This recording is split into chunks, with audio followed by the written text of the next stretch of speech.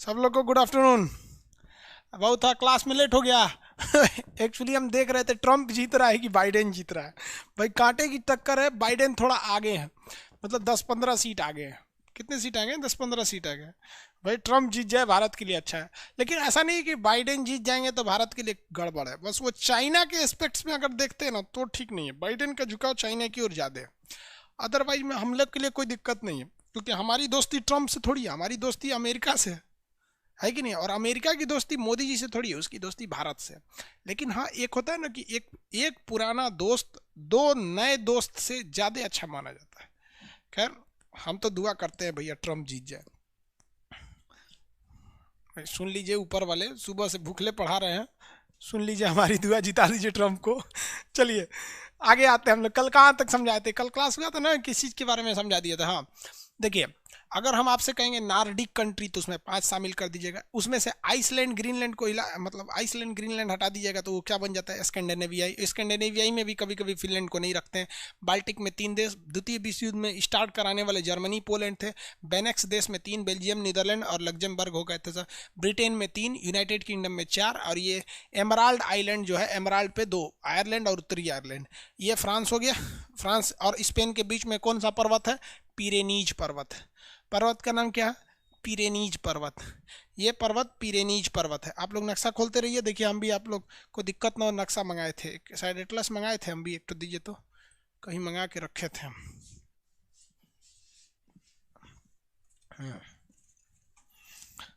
आप में से ज़्यादातर लड़कों ने ये वाला एटलस खरीद रखा है, ये हम भी मंगा दिए ताकि आप लोग को दिक्कत ना आए।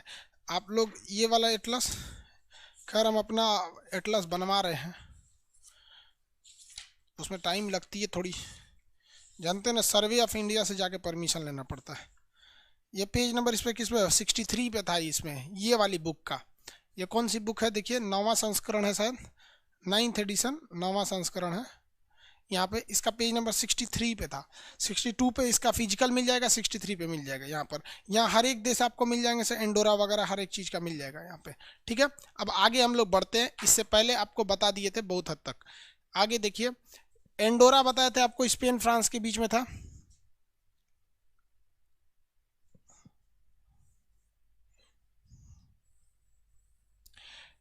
ये रहा आपका कौन सा जगह, ये आपका एंडोरा। यहाँ पे पर्वत कौन सा था? पिरेनीज पर्वत। अब आगे आते हैं हम लोग, थोड़ा सा इससे हट के आगे। आप यहाँ आए फ्रांस के पास। फ्रांस के पास अगर आप देखेंगे तो यहाँ पर मिलेगा आपको स्विट्जरलैंड। फ्रांस के पास आपको मिलेगा स्विट्जरलैंड। देखिए फ्रांस के जस्ट पीछे आपको कौन सा जगह मिलेगा? स्विट्जरलैंड। कौन सा जगह मिल गया? स्विट्जरलैंड। देखिए तो कितने लोग को नहीं मिला। फ्रांस के जस्ट बगल में मिलेगा आपको स्विट्जरलैंड, उसके जस्ट पीछे है फ्रांस के स्विट्जरलैंड। मिल गया स्विट्जरलैंड? नहीं मिला जी स्विट्जरलैंड। हाँ ना, कुछ बोलिएगा लोग, मिल गए कि नहीं?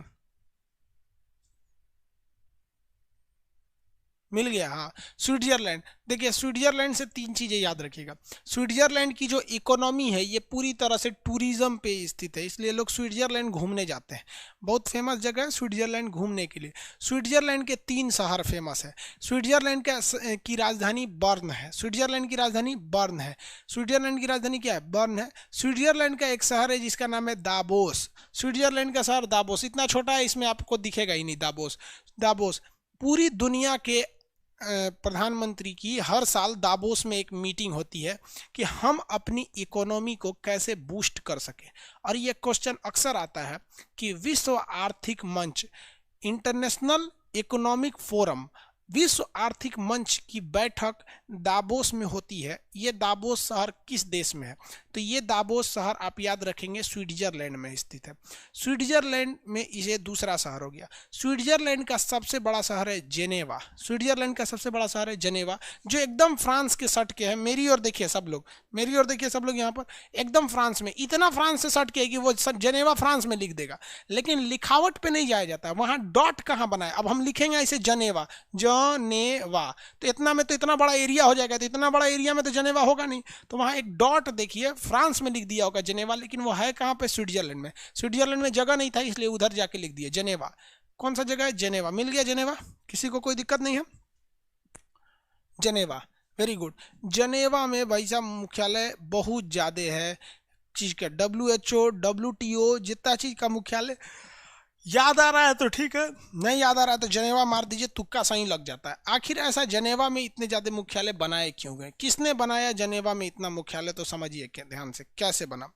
पूरी दुनिया जब प्रथम विश्व युद्ध लड़ी थी, फर्स्ट वर्ल्ड वार, तो पूरी दुनिया की इकोनॉमी तबाह हो गई थी। इसलिए अमेरिका के उस वक्त के राष्ट्रपति थे रूजवेल्ट, उन्होंने सुझाव दिया कि पूरी दुनिया को कंट्रोल करने के लिए एक मॉनिटरी बॉडी चाहिए कि नहीं, कि जैसे मान लीजिए हम लोग तो अपने सरकार की बात सुनेंगे, पाकिस्तान के लोग अपने सरकार की बात सुनेंगे, नेपाल के लोग वहाँ की, तो कोई एक ऐसी गवर्नमेंट होनी चाहिए जिसकी बात सारे लोग सुने, यानी एक इंटरनेशनल फोरम होना चाहिए। तो इन्होंने 1910 में USA के प्राइम मिनिस्टर प्रेसिडेंट रूजवेल्ट ने 1920 में एक संगठन बनाया जिसका नाम रखा league of nation. League of nation कहा गया कि ये पूरी दुनिया को कंट्रोल करेगी, और इस लीग ऑफ नेशन का हेडक्वार्टर जो था वो जनेवा में था। कहाँ था? जनेवा में, क्योंकि जनेवा एक तरह से देखिएगा पूरी दुनिया के लिए सेंटर पड़ जाता है। और इसका जो मेन काम था, कई सारे काम दिए गए थे। इसका काम क्या दिया गया था भाई? लीग ऑफ नेशन का काम। लीग ऑफ नेशन कब बना था? 10 जनवरी 1920। 10 जनवरी 1920। क्या नाम था इसका? League of nation. राष्ट्र संघ, संयुक्त राष्ट्र संघ नहीं, राष्ट्र संघ, लीग ऑफ नेशन। यहाँ पर इसका मुख्यालय कहाँ था? जनेवा में था। इसका काम था कि पूरी दुनिया में जितने भी खतरनाक बीमारी फैली है उन बीमारियों को कंट्रोल करना, और इसने कंट्रोल किया भी। मलेरिया और पोलियो जैसी बीमारियों को बहुत कंट्रोल किया। पूरी दुनिया में बिजनेस को बढ़ावा देना, ताकि बिजनेस से बढ़ावा देने तो लोगों को इनकम होगा, जीवन सुधरेगा, तो बिजनेस को भी बढ़ावा दिया था। तो बीमारियों से लड़ने के लिए बनाया गया था WHO। WHO किसका पार्ट था? लीग ऑफ नेशन का पार्ट था। लीग ऑफ नेशन का ही पार्ट था WHO। व्यापार करने के लिए WTO बनाया गया था। बहुत सारी चीज़ें बनाई गई थी। इसका एक और काम था कि इसको कहा गया था कि तुम्हें सेकेंड वर्ल्ड वार नहीं होने देना है, यानी इसे रोकना था सेकेंड वर्ल्ड वार को। लेकिन ये सेकेंड वर्ल्ड वार को रोक नहीं पाया। जब ये सेकेंड वर्ल्ड वार को नहीं रोक पाया तो ये ख़त्म हो गया लीग ऑफ नेशन, और इसी का एक एडवांस रूप बना दिया गया है यूनाइटेड नेशन ऑर्गेनाइजेशन, UNO। और UNO जो है उसका हेड ऑफिस केवल कहाँ है? न्यूयॉर्क में है। बाकी सारा ऑफिस, अरे भाई UNO तो कुछ है ही नहीं है। UNO केवल लीग ऑफ नेशन का एक एडवांस वर्जन है, और उसका हेडक्वार्टर जनेवा से उठा के न्यूयॉर्क में रख दिया गया। बाकी सारा ऑफिस कहाँ छोड़ दिया गया? जनेवा में। इसलिए जितने भी आपको देखने को मिलेंगे ऑफिस वगैरह, वो ज़्यादातर कहाँ पे है? वो ज़्यादातर जनेवा में है। क्योंकि आज जितने ऑफिस UNO के हैं, पहले वो सारे के सारे ऑफिस लीग ऑफ नेशन के थे, इसलिए जनेवा में है।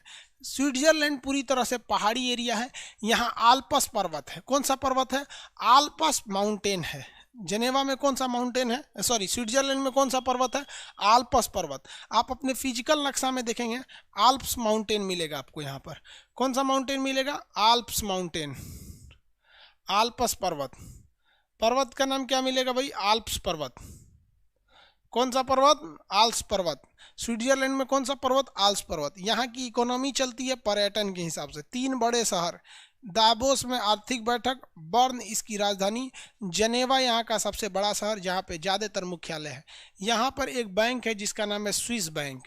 स्विट्जरलैंड को शॉर्टकट में लोग स्विस बोलते हैं, तो स्विस से आप स्वीडन मत याद रखिएगा। स्विस मतलब होता है स्विट्जरलैंड। स्विट्जरलैंड का एक बैंक है जिसका नाम है स्विस बैंक। यहाँ पे काले धन को रखा जाता है। काला धन पर वीडियो यूट्यूब पर अवेलेबल है, आप उसमें लिखेंगे ब्लैक मनी या मनी लॉन्ड्रिंग, तो उसमें समझाया गया है एक अलग से टॉपिक से। क्योंकि ये नक्शा का क्लास है, इसमें तो ब्लैक मनी समझाएंगे नहीं, तो आप वहाँ जाके देख सकते हैं। आई होप आप देखें भी होंगे उसे। तो ये ब्लैक मनी में, यहाँ अगर आप पैसे रखिएगा तो उल्टे आपको सरकार को पैसे देने रहते हैं। जैसे हम अपने अकाउंट में रखते हैं, सेविंग अकाउंट में, यानी सेविंग अकाउंट उसे कहते हैं जो हमारी बचत का पैसा है, तो उसमें अगर रखते हैं तो हमें 4% सरकार ब्याज देती है। और अगर करेंट अकाउंट में रखते हैं तो 0% सरकार हमें ब्याज देती है, कहती है कि हम आपको ब्याज नहीं देंगे। लेकिन एकमात्र ऐसा बैंक स्विस बैंक है जहां हम पैसा रखते हैं तो उल्टे उस सरकार को ब्याज देना रहता है कि सरकार हमारे पैसे को क्या रखी है? सुरक्षित रखी है। बहुत ज़्यादा तामझाम होता है, ब्लैक मनी इसमें होता है। भारत के या फिर विदेश के बहुत सारे नेताओं का इसमें पैसा रहता है स्विट्जरलैंड के बैंक में। समझ में आ रहा है कि नहीं आ रहा? स्विस बैंक, आल्प्स पर समझ जाएंगे। स्विस बैंक पे पूरी दुनिया क्यों नहीं करती है? एक बात बता भाई साहब,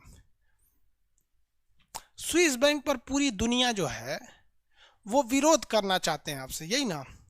तो पूरी दुनिया का लीडर कौन होता है? नेता ही तो होते हैं। हमारे यहाँ के लीडर, हमारे प्रधानमंत्री, राष्ट्रपति, विदेश मंत्री, रक्षा मंत्री, यही लोग होते हैं। अमेरिका के भी पावरफुल नेता ही तो होते हैं। तो हर जगह के नेताओं का तो पैसा है भैया, वो काहे लिए विरोध करेंगे? कभी नहीं विरोध कर सकते उसका। अगर आप ईमानदारी से इलेक्शन में जाएंगे तो इम्पॉसिबल है, फिर आपको पॉसिबल ही नहीं है भैया। इलेक्शन का मतलब आपको झूठ, फरेब, दंगे फसाद, धर्म, जाति, ऊंच नीच सब करना पड़ेगा, तब जाएंगे। इसीलिए आप देखेंगे कि राजनीति में बहुत पढ़े लिखे लोग कभी सफल ही नहीं हो पाते हैं। बहुत से टीचर राजनीति में आने की कोशिश की हैं, लेकिन वो लोग क्या होते हैं कि कुछ भी बोल देते हैं, जो दिल में आएगा। टीचर लोग, बिजनेसमैन लोग, बड़े बड़े लोग नहीं बोलते, बोल देते हैं। लेकिन राजनेता सब ससुरे सोचते क्या हैं, बोलते क्या हैं, बड़ी वो सब अलग होते हैं। तो वो लोग किस लिए विरोध करेंगे? अब मान के चलिए आप में से कोई कल कोई 2 दिन के लिए प्रधानमंत्री बनता है, तो हम तो ससुरे का मिसाइलें लॉक कर देते भारत से, कहते कि हमारा 2 दिन में हिसाब किताब देना, तो अग्नि 5 चल गया, स्विट्जरलैंड हिती चुकी है, कैसे नहीं देगा? डर बिना प्रीत कहाँ, सीधी बात। यहाँ पर जब तक मार नहीं तब तक कुछ नहीं आता है। सीधे मिसाइल लॉक करके दे दो, हमारा हिसाब दो, नहीं तो हम तुम्हारा हिसाब कर चुके हैं। चौथे 5वें दिन निकल जाएगा हमारा अग्नि 5। अब्दुल कलाम बना के काय लिए गए हैं? शोपीस के लिए। सब पैसा आ जाएगा यहाँ पर। आगे देखते हैं ना, किसी को कोई दिक्कत नहीं, आगे बढ़ जा। देखो एगो कह रहा है कि सर हनीमून के लिए भी जाते हैं लोग वहाँ पे। सिद्धार्थ अरोरा, अरे बाप रे बाप, बबुआ नौकरी करना, हनीमून पे जाते हैं, वरना घर वाला गाँव छोड़ देगा, हुए रहिए अपने घर, हनीमून पे जाइए, ताजमहल देखने ना देखा सो घर वाला। आगे बढ़ जाए। स्विट्जरलैंड में किसी को कोई प्रॉब्लम नहीं है। स्विट्जरलैंड के बगल में एक देश मिलेगा आपको, ऑस्ट्रिया। स्विट्जरलैंड के बगल में एक देश मिलेगा ऑस्ट्रिया, ऑस्ट्रेलिया नहीं, ऑस्ट्रिया। अभी यहाँ भी बम फोड़ दिया सब जाके, कोनो बताइए, 3-4 आदमी को यहाँ भी मार दिया सब ऑस्ट्रिया में। अरे यार बम मारता है सब, उसके बाद कहता है अल्लाह अकबर। अरे यार तू एगो अपने गलत काम कर रहा है, उस पे से अल्लाह का नाम खराब कर रहा है। ऑस्ट्रिया मिल गया, ऑस्ट्रिया। ऑस्ट्रेलिया नहीं है रे बाबू, ऑस्ट्रिया। ऑस्ट्रिया की राजधानी क्या है? वियना। ऑस्ट्रिया की राजधानी वियना है। ऑस्ट्रिया की राजधानी क्या है? वियना है। मिल गया। हाँ हाँ, लेचेस्टीन बीच में बचेगा एक तो, लेचेस्टीन। ऑस्ट्रिया और स्विट्जरलैंड के बीच में आप एक देश देखेंगे, लेचेस्टीन। ऑस्ट्रिया और स्विट्जरलैंड के बीच में एक देश मिलेगा, लेचेस्टीन। जल्दी देखिए फटाफट। ऑस्ट्रिया और स्विट्जरलैंड के बीच में एक देश मिलेगा, लेचेस्टीन।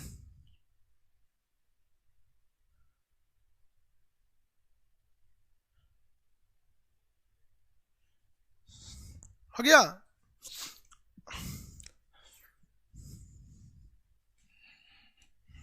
मिल गया बाबू, लिचेस्टीन। हाँ लिचेस्टीन छोटा सा एक देश है। लिचेस्टीन फुटबॉल वगैरह अच्छा खेलता है, बहुत छोटा सा एक देश है लिचेस्टीन। जैसे यहाँ एंडोरा था, छोटा सा देश था एंडोरा, वैसे यहाँ पर एक लिचेस्टीन है। अब आते हैं आपको ऑस्ट्रिया पर। ऑस्ट्रिया जो है ये प्रथम विश्व युद्ध ससुरा यही इसी के चक्कर में हुआ, ऑस्ट्रिया के चक्कर में। ऑस्ट्रिया के एक राजकुमार थे फर्डिनेंट, वो अंतिम आर्चडुक थे।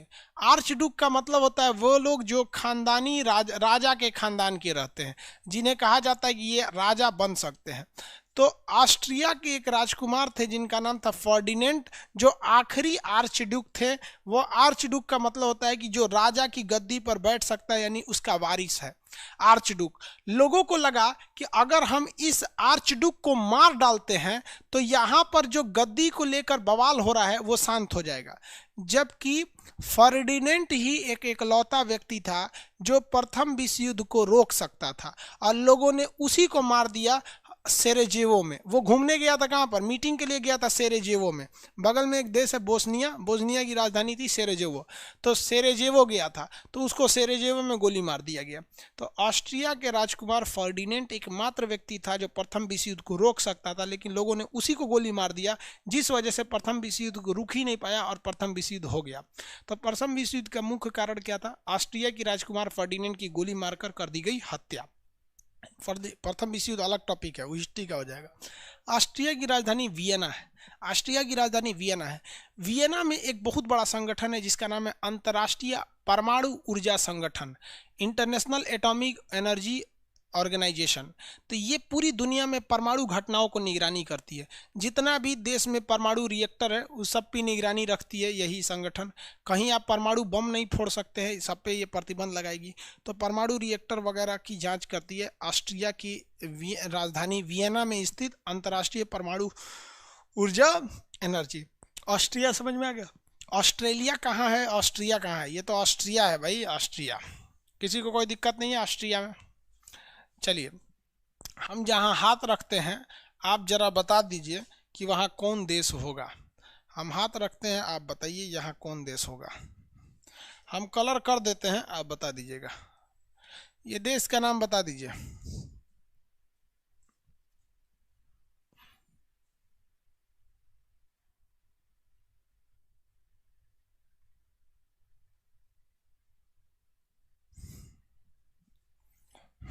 हो गया? पुर्तगाल, वेरी गुड। यहाँ 3 देशों का एक समूह है, इन तीनों का नाम बता दीजिए। 3 देशों का एक समूह है, इन तीनों का नाम बता दीजिए।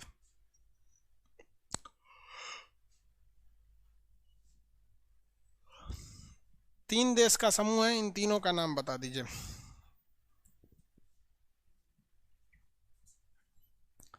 बेनेक्स, वेरी गुड। यहां भी 3 देशों का एक समूह है। ये 3 देशों का एक समूह है, इसका नाम बता दीजिए। ये 3 देशों का एक समूह है, इसका नाम बता दीजिए।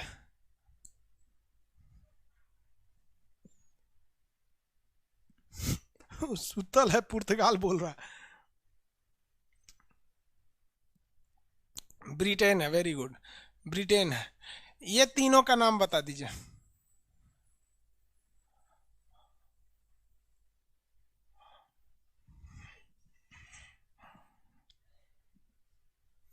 उस तीनों का नाम बता दीजिए। तीनों ग्रुप का नाम, ग्रुप का नाम पूछ रहे हैं हम आपसे। बाल्टिक देश, वेरी गुड। यहाँ पर 4 देशों का ग्रुप बता दीजिए। इस 4 का नाम बता दीजिए।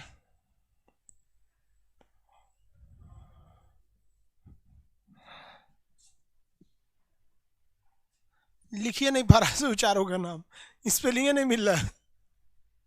चारों का नाम बता दीजिए। स्कैंडिनेवियाई, वेरी गुड, स्कैंडिनेवियाई। यहाँ 2 देश हैं, इन दोनों का नाम बता दीजिए।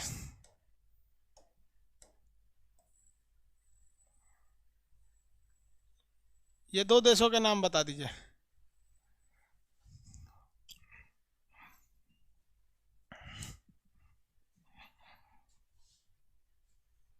जर्मनी और पोलैंड, जर्मनी और पोलैंड। किसी कोई दिक्कत नहीं है?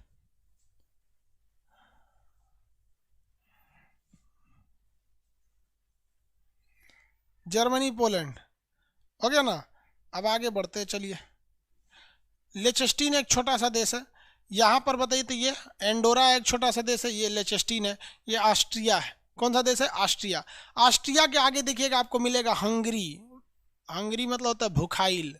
ऑस्ट्रिया की राजधानी आगे देखिए हंगरी, मिल गया हंगरी। जल्दी फटाफट देखिए, ऑस्ट्रिया की आगे एक देश मिलेगा हंगरी।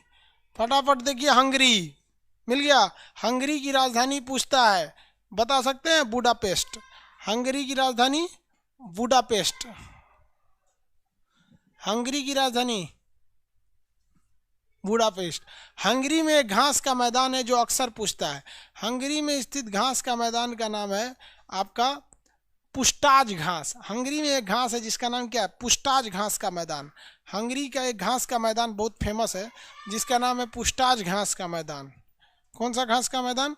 पुस्टाज घास का मैदान। मिल गया ना? पुस्टाज घास का मैदान कहाँ पर है? हंगरी में है। ज़्यादा हंगरी की कुछ खास खासियत नहीं है। ये सब फुटबॉल में यूरोप वालों का बहुत कंपनी आती है। हंगरी वगैरह की कंपनी फुटबॉल कंट्री जो है फुटबॉल में आती है। उसके ऊपर देखेंगे ना आपको एक देश मिलेगा स्लोवेनिया। स्लोवेनिया, उसके बगल में मिलेगा चेक गणराज्य। स्लोवेनिया मिल गया। स्लोवाकिया, स्लोवेनिया नहीं स्लोवाकिया मिलेगा। देखिए फटाफट, स्लोवाकिया मिल गया। स्लोवाकिया और चेक गणराज्य। स्लोवाकिया और चेक गणराज्य, फटाफट खोजिए बाबू। स्लोवाकिया मिल गया, स्लोवाकिया, उसके ऊपर चेक गणराज्य। स्लोवाकिया और चेक गणराज्य, फटाफट देखिए। स्लोवाकिया मिल गया और चेक गणराज्य मिल गया। स्लोवाकिया की मिट्टी में सबसे ज्यादा चूना पत्थर है, मतलब उसकी मिट्टी में चूना की अधिकता है, इस वजह से बारिश में उसकी मिट्टी का कटाव बहुत तेजी से हो जाता है। तो ये वाला देश आपका कौन सा हो गया भाई? स्लोवाकिया। ये देश स्लोवाकिया हो गया। चूना पत्थर की अधिकता है। जिस मिट्टी में चूना पत्थर की मात्रा रहती है, यानी चूना, टाइट चूने की मात्रा रहती है, उसे हम लोग कार्स्ट प्रदेश कहते हैं। कार्स्ट प्रदेश। तो जिस मिट्टी में चूना पत्थर की अधिकता है उसे हम क्या कहते हैं? कार्स्ट प्रदेश। कौन सा प्रदेश कहते हैं? कास्ट प्रदेश कहते हैं। कौन सा प्रदेश? कास्ट प्रदेश।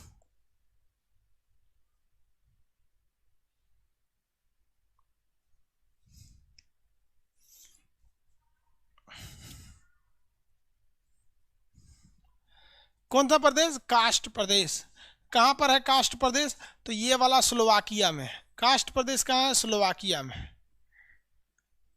कास्ट प्रदेश स्लोवाकिया में स्थित है। किसी को कोई दिक्कत है? कास्ट प्रदेश स्लोवाकिया में स्थित है।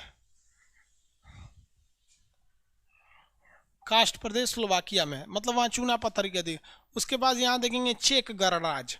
चेक गणराज्य की राजधानी है, देखिए, प्राग। चेक गणराज्य की राजधानी क्या है? प्राग।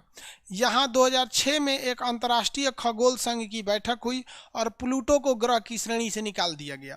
तो प्लूटो को जब ग्रह की श्रेणी से निकाल दिया गया तो बचे हुए ग्रहों की संख्या हो गई है 8। बचे हुए कितने ग्रह हैं? 8।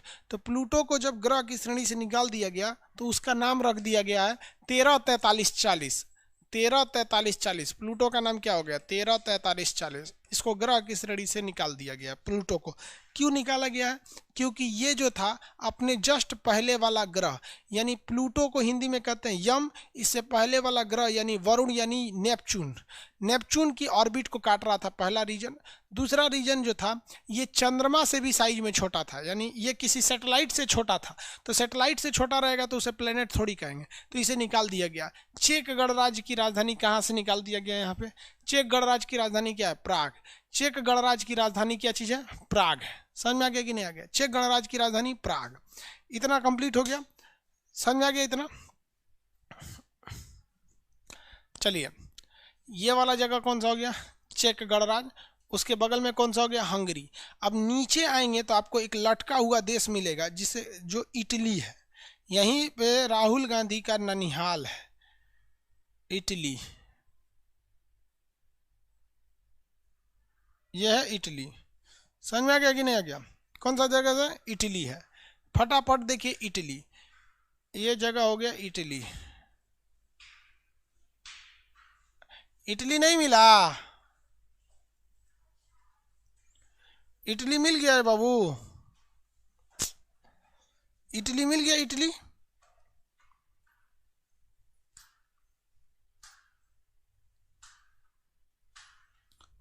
इटली मिल गया। देखिए, अब इटली अगर आपको मिल गया है तो इटली में अगर आपको कहते हैं कि शहर ढूंढिए इटली में, इटली बहुत ही पुराना शहर है, बहुत बड़ा शहर है इटली। इटली के यहाँ पर आपको मिलेगा एक शहर मिलान। इटली के यहाँ पर एक मिलान मिलेगा और एक मिलेगा फ्लोरेंस। इटली के ऊपरी भाग में 2 शहर इटली में, यहाँ मिलान, फ्लोरेंस, और एक इधर मिलेगा आपका वेनिस। 3 शहर देखिए फटाफट, मिलान, फ्लोरेंस, वेनिस। मिलान, फ्लोरेंस और वेनिस, तीनों शहर मिल गए सब। मिलान, फ्लोरेंस, वेनिस। फ्लोरेंस थोड़ा सा नीचे मिलेगा, नहीं मिला बाबू? मिलान का रहने वाला था डोमिटो मुसेलिनी। मिलान का रहने वाला था डोमिटो मुसोलिनी। डोमिटो मुसोलिनी फांसीवाद का जनक था। फांसीवाद किसे कहते हैं? ऊंचे जाति का जहां बोलबाला रहता है उसे हम फांसीवाद कहते हैं। ऊंचे जाति का जहां बोलबाला रह जाए उसे क्या कहा जाता है? फांसीवाद के नाम से जाना जाता है। किसी को कोई दिक्कत नहीं है? ऊंची जात का जहाँ पे भी मिलेगा बोलबाला उसे क्या कहेंगे, फांसीवाद कहते हैं। भारत में भी फांसीवाद बहुत ज़्यादा देखी जाती है कई जगहों पे, कई जगह पे नहीं भी देखी जाती है, तो वो अलग मैटर है। हमारे यहाँ पहले बहुत ज़्यादा देखा जाता है फांसीवाद को। तो ये हो गया आपका फांसीवाद की शुरुआत बेनिटो मुसोलिनी ने किया था। उसके नीचे हल्का सा बीच में नीचे देखेंगे तो फ्लोरेंस एक शहर मिलेगा। फ्लोरेंस की रहने वाली थी फ्लोरेंस नाइटिंगेल। फ्लोरेंस नाइटिंगेल जो थी वो क्रीमिया युद्ध में भाग ली थी। किस युद्ध में भाग ली? क्रीमिया युद्ध में वो क्या की थी, भाग ली थी फ्लोरेंस नाइटिंगेल, जिसे लेडी विद द लैम्प कहा जाता था। वो दुनिया की पहली नर्स बनी थी जिसे सिस्टर सिस्टर कह के फौजी बुलाते थे, क्योंकि वो फौजी घायल फौजियों का इलाज करती थी। कहाँ की रहने वाली थी? वो इटली के फ्लोरेंस शहर की थी। वेनिस ये शहर है। वेनिस शहर के नीचे हम आपसे पूछते हैं कौन सा सागर है? वेनिस शहर के नीचे कौन सा सागर है? आंसर दीजिए। वेनिस शहर के नीचे कौन सा सागर है? आंसर दीजिए।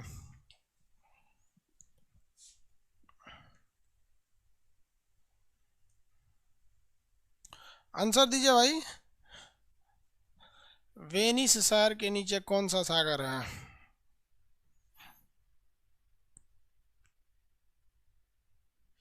एड्रियाटिक सागर। वेरी गुड, एड्रियाटिक सागर।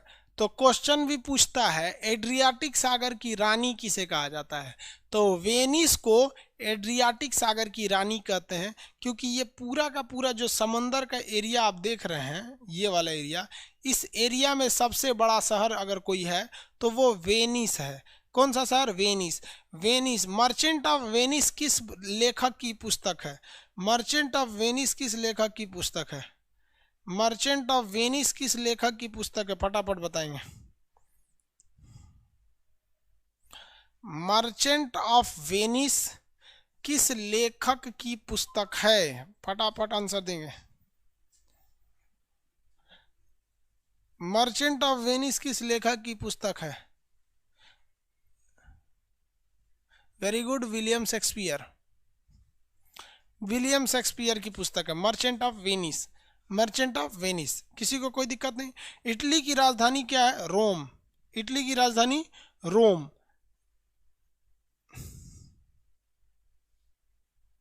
इटली की राजधानी क्या है? रोम। देखिए फटाफट। इंग्लिश में कहावत कहा जाता है Rome was not built in one day. Rome एक दिन में बन के तैयार नहीं हुआ था, ये बहुत लंबा मेहनत करके बना था। तो आप सोचते हैं कि एक दिन में रिजल्ट हो जाएगा, तो नहीं होने वाला है, इसके लिए लंबा मेहनत करना पड़ेगा। इटली की राजधानी क्या है? रोम है। इटली की राजधानी रोम। किसी को कोई दिक्कत नहीं है?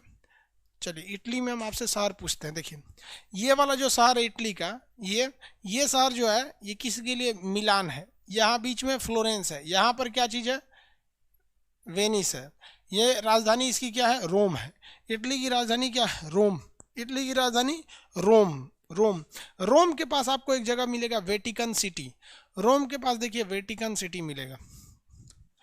देखिए फटाफट, रोम के पास वेटिकन सिटी। Vatican city.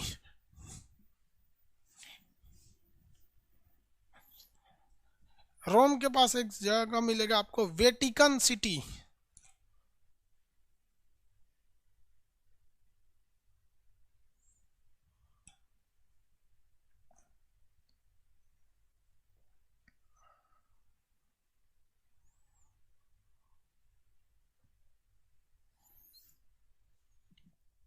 दुनिया का सबसे छोटा देश कौन सा? Vatican city. वहाँ पर कोई पब्लिक नहीं रहता है। वहाँ केवल ईसाई धर्म के बड़े बड़े पादरी जो लोग होते हैं वो लोग रहते हैं।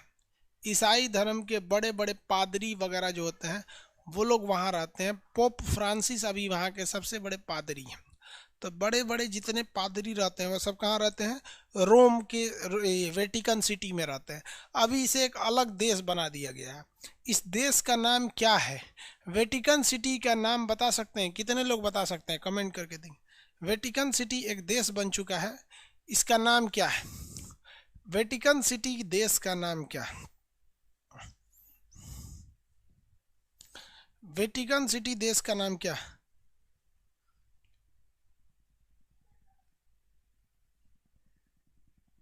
होली सी। सागर गढ़वाल। सागर जी बहुत अच्छा। वेटिकन सिटी का नया नाम है होली सी, पवित्र सागर। होली सी, पवित्र सागर। इटली के एक बहुत बड़ा द्वीप नीचे देखेंगे, सिसिली द्वीप है। देखिए इटली का एक बहुत बड़ा द्वीप है सिसिली द्वीप। इटली के नीचे मिलेगा सिसिली द्वीप, और एक इधर मिलेगा सरडीनिया। सिसिली और सरडीनिया मिल गया।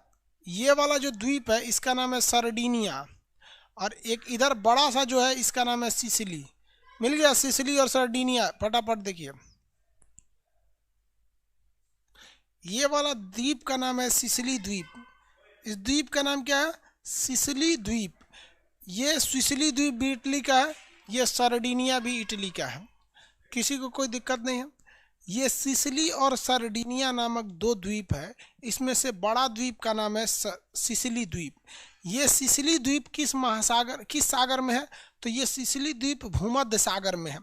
क्वेश्चन आपसे कहेगा कि भूमध्य सागर में सबसे बड़ा द्वीप कौन सा है? सिसिली द्वीप है। भूमध्य सागर में सबसे बड़ा द्वीप का नाम क्या है? सिसिली द्वीप है। समझा गया कि नहीं? किसी को कोई दिक्कत? सिसिली द्वीप है। इस सिसिली द्वीप पर एक ज्वालामुखी है, उस ज्वालामुखी का नाम है स्ट्राम्बोली। एक वाल्कनो है, इस वाल्कनो का नाम स्ट्राम्बोली है। वाल्कनो का नाम क्या है? स्ट्राम्बोली। सिसिली द्वीप के इस वाल्कनो का नाम स्ट्राम्बोली है, और यह स्ट्राम्बोली ज्वालामुखी में हमेशा विस्फोट होता है, जिस वजह से रोशनी आते रहता है। इसलिए कारण स्ट्राम्बोली ज्वालामुखी को पूरे मेडिटेरियन सी का, भूमध्य सागर का प्रकाश स्तंभ, लाइट हाउस कहा जाता है। तो क्वेश्चन पूछेगा लाइट हाउस ऑफ मेडिटेरियन सी, तो किसे कहेंगे? सिसिली आइलैंड का स्ट्राम्बोली ज्वालामुखी। सिसिली आइलैंड का स्ट्राम्बोली ज्वालामुखी। किसी को कोई दिक्कत नहीं?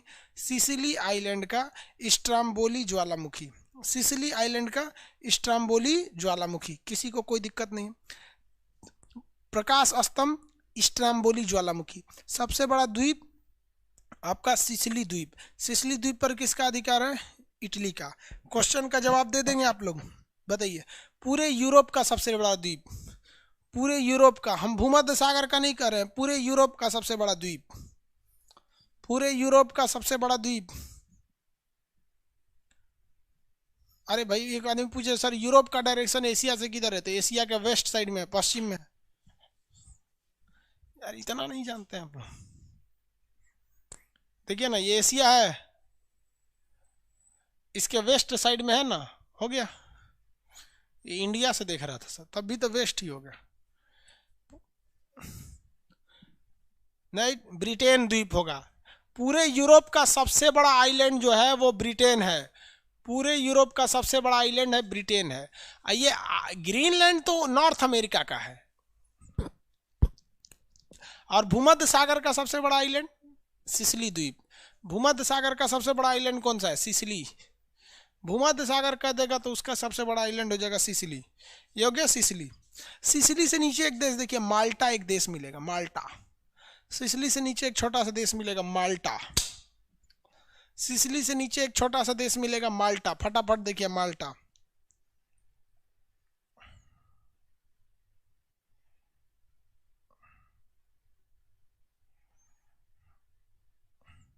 देखिए माल्टा मिल गया।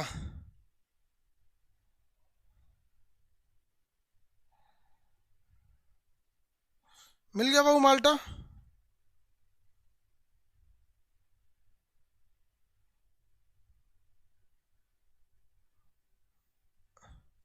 माल्टा मिल गया, छोटा सा देश है माल्टा।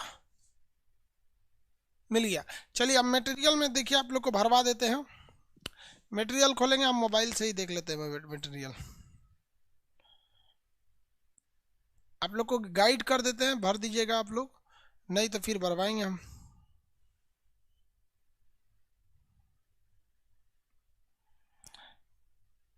यूरोप भरवाना है ना। देखिए यूरोप पेज नंबर 12 पर है नक्शा में यूरोप। नक्शा में पेज नंबर 12 पे है आपका यूरोप। उसमें भरना है स्कैंडिनेवियाई देश। तो आप नॉर्मली भर सकते हैं कि नहीं? अब इसमें हम आपको बस गाइड कर देते हैं, आपको कल भरना है स्कैंडिनेवियाई कंट्री। तो भाई नॉर्मल है स्कैंडिनेवियाई देश के बारे में भरना।